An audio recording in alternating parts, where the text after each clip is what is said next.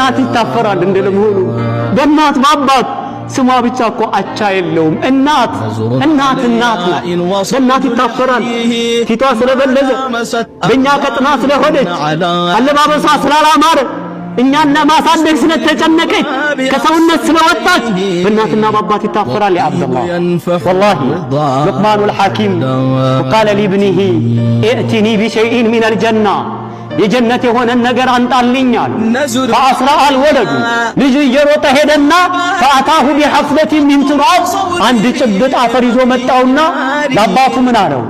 هذا تراب من تراب الجنة هذا تراب من تراب الجنة وقال لقمان لابنه من أين جئت به كيف نعمته دنيا ላይ ነው ያለነው የጀነት አፈር كيف أجنها له قال يلقمان لج بلواله من تحت قدم أمي من تحت قدم أمي كنات يقرسن ويا جنيهوتا عندي الله ملكتنيا عند سو هجهار مهد على لبي سلواتشو الناتنا بات الله ويا أون الله شو النات الله أو إلزمها فإن الجنة تحت رجليها وفي رواية عند قدميها كما حسنه الألباني الناتهن خد ጀነት ያለው ተናት ግርስል ነው አሉት። ገፍተሃል ልገባ ነው ወሩራሃል ልገባ ነው።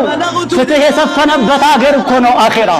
ጉልበት አይጠቅም፣ ገንዘብ አይጠቅም፣ ቀዋ አይጠቅም፣ ስልጣን አይጠቅም፣ ከፍ ማለት አይጠቅም። መልካም ስራ ብቻ ነው የሚጠቅመው።